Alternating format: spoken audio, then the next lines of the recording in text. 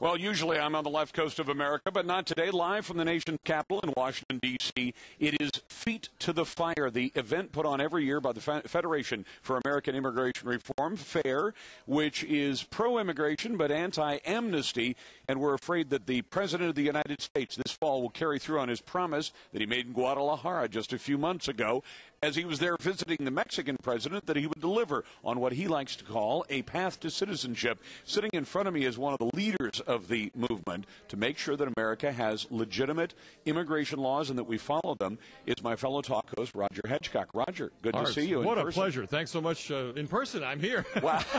You've been a busy guy lately. Oh, my gosh, I'm so tired. I mean, seriously, I'm running out of gas. We have, again, I started this one. One guy came out here in the winter of 95 to hold Newt Gingrich's feet to the fire. I said, okay, contract with America, I hear you, but are you really going to do it? Brought 150 people, middle of winter, not a tourist in sight, not a you know, and Newt was so happy to see ordinary people instead of the phalanx of lobbyists that were trying to talk him out of the contract with America, welfare reform and balanced budget and the like. So we got there, and I've been doing it ever since. And now look, we have 46 talk show hosts here. We're making a difference. We're making an impact. I brought a lot of listeners with me again this year. They're out there lobbying. They're out there with their buttons and tote bags. And they're in every congressional district just getting in their face. It's a wonderful day. Several years ago, George W. Bush said, I'll see you at the signing ceremony. He was so confident, but Feet to the Fire defeated that. Is that still possible in today's environment? It's not only possible. In those days, we didn't have an aroused citizenry like we have today. I mean, I arrived here Saturday at the tail end of a 1.5 million or 1.7 million people on the Mall in the biggest demonstration that Washington had ever seen, and one that nobody foresaw the size of, including the people who organized the event, who had no idea there were hundreds of thousands of people who spontaneously drove into town and walked across bridges and walked across, whole parts of the city just to be there for this thing. It was a remarkable, truly grassroots moment, totally blacked out in the mainstream media, totally, marginalized, and, well, tens of thousands showed up to, all that nonsense. And yet, you know what? They can't ignore it. I'll tell you the predominant emotion that I get back from my lobbies, my 100 people came with me, paid their own way to be here, got up on Capitol Hill. I talked to a lot of them. And I talked to a lot of them on the air today. The predominant emotion on Capitol Hill among the ruling class is fear. And that's a good thing. That is a good thing. No, I'm glad to hear it. We want them to fear us because the other way around is intolerable. Do you think, though, that the Obama administration, pretty smart guys politically, although they've done some dumb things over the last 6 months, do you think that they're not going to try to figure out a way around that so that they still end up pushing this through? This isn't the last round. No. But it's a round we won. I like winning early rounds. Puts them on their heels a little bit. There's going to be more rounds. They're going to be counterpunching. This is Rahm Emanuel, after all. I mean, this is brass-knuckle Chicago politics. But I'm ready for it. You know what? And we're ready for it because the public is waking up to some of what the implications are of this, of limited liberty, limited choice, more money out of your paycheck to subsidize insurance premiums for illegals in this country? No. By the way, make sense. Did you have to send a check to Joe Wilson? I mean, a contribution? That man did this event and this cause a gigantic favor, I think, by saying what he said. Two words last week. 2 words. Look what he accomplished. May have been a breach of protocol, not pretty rude behavior, the Kanye West of the right. But I'm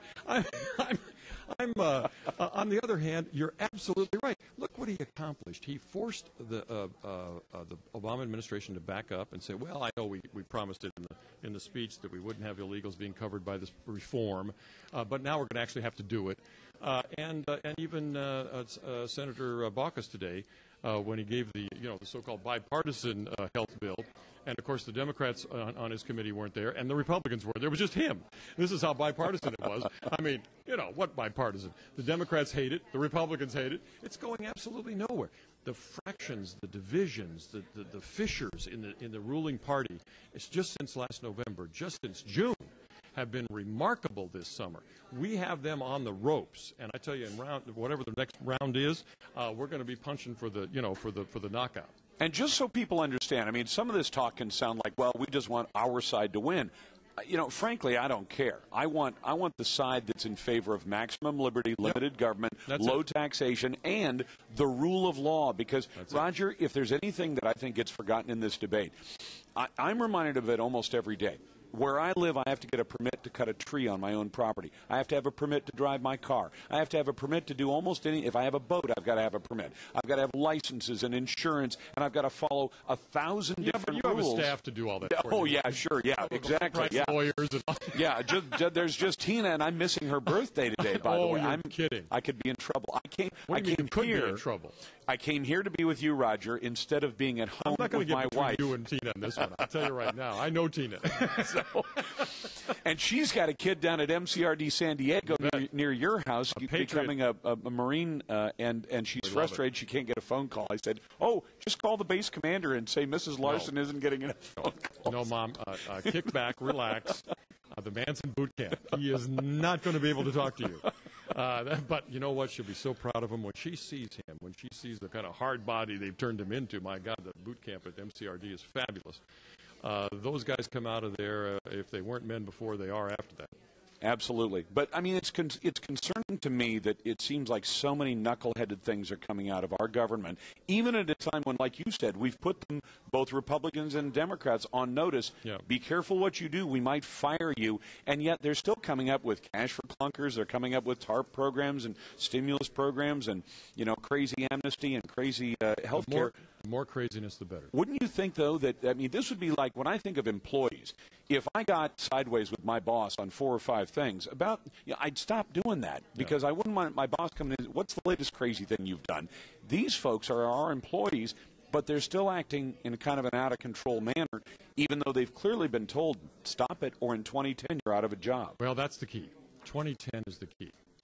We have to keep up the pressure on these people because they are bound and determined to do crazy stuff.